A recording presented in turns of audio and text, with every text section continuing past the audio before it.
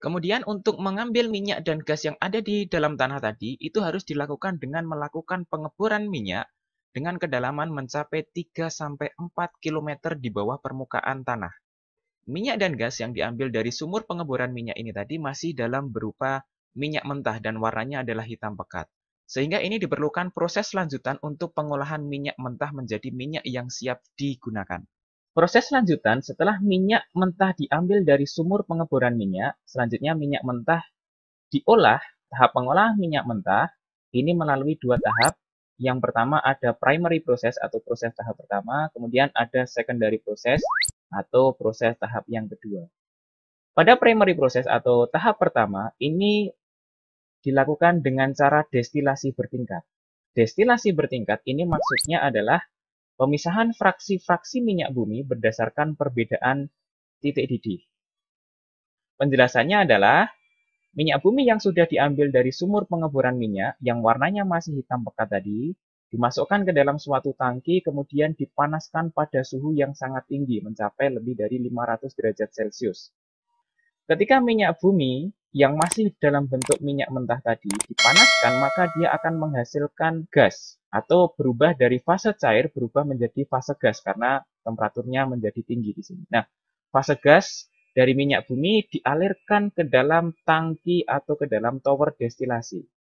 Nah, tower destilasi di sini terdiri dari suhu yang berbeda. Yang paling bawah ini suhunya paling tinggi, mencapai 500 derajat Celcius, kemudian yang paling atas ini suhunya sangat rendah, bisa jadi kurang dari 0 derajat Celcius, sehingga sangat dingin suhunya yang paling atas. Nah, bagaimana proses pemisahan yang terjadi dari minyak mentah sehingga menjadi beberapa fraksi minyak bumi? Penjelasannya adalah seperti ini. Ketika minyak dalam fase gas tadi dialirkan ke dalam suatu tangki destilasi atau tower destilasi di sini, contoh misalkan di dalam minyak bumi ada pelumas dan ada bensin. Pada suhu 350 derajat Celcius, ini pelumas dalam fase gas sudah mulai mengembun di sini. Sehingga dia menjadi cair. Nah, yang cair ini adalah yang warna kuning tua di sini. Atau hampir warna coklat ini. Ini menunjukkan pelumasnya atau oli. Oli mengembun di sini. Tetapi untuk yang warna biru, yang fasenya atau yang titik didihnya lebih kecil lagi, misalkan di sini adalah bensin, ini pada suhu 350 derajat Celcius, bensin masih dalam bentuk gas. Maka bensin yang dalam bentuk gas ini masih lanjut ke atas lagi, masih lanjut ke tower yang bagian atas ke yang suhu lebih rendah lagi. Maka di sini di dalam tangki destilasi itu di dalamnya itu ada lubang-lubang kecil untuk mengalirkan uap sehingga dia mampu mencapai ke bagian puncak dari tower ini atau dari tangki destilasi ini. Nah, sehingga dengan begitu yang fasenya cair yang sudah mengembun ini dialirkan melalui pipa-pipa sesuai dengan titik didih masing-masing sehingga ini terpisah berdasarkan titik didih dari minyak bumi. Ini adalah proses tahap pertama. Kemudian setelah masuk ke tahap kedua, minyak belum bisa langsung digunakan secara luas. Ini masih mengalami beberapa proses untuk menghasilkan suatu minyak yang bermutu baik. Proses yang dilakukan di sini adalah dengan perengkahan atau cracking.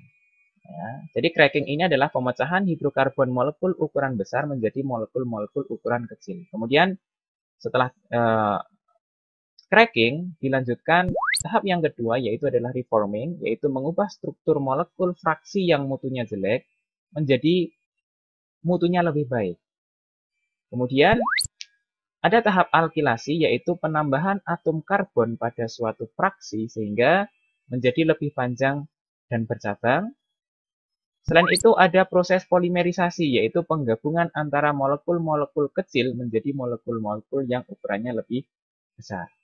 Dan tahap yang terakhir nanti ada tahap treating atau di sini adalah proses pemurnian minyak bumi dengan mengeliminasi bahan-bahan pengotor yang terlibat di dalam pengolahan sehingga dihasilkan suatu fraksi-fraksi minyak bumi yang sangat bermutu dan dapat dimanfaatkan secara luas. Bagi contoh, fraksi-fraksi yang dihasilkan dari hasil fraksinasi atau destilasi minyak bumi ini adalah, nah di sini yang pertama ada propana dan butana, biasanya ini digunakan untuk gas LPG. Petrol atau gasolin biasanya untuk bahan bakar kendaraan bermotor, kerosin atau bahan bakar jet, ini digunakan untuk pesawat terbang. Kemudian dihasilkan juga minyak diesel, ini untuk bahan-bahan bakar kendaraan bermotor bermesin diesel, kemudian bisa juga untuk minyak industri. Dan itu bisa untuk pelumas, dan yang paling berat fraksinya itu adalah aspal, dimanfaatkan untuk pengeras jalan.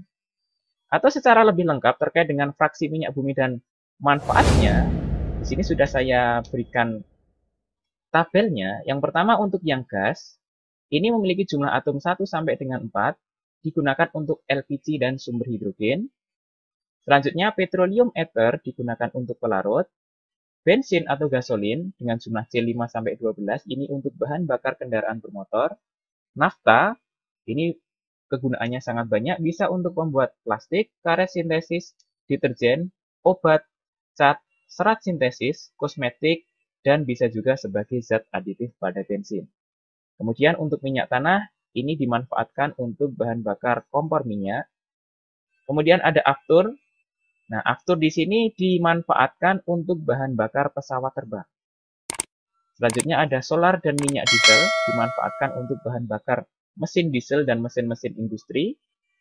Pelumas atau oli, ya, dengan jumlah C18 sampai dengan 22, ini digunakan untuk pelumas mesin.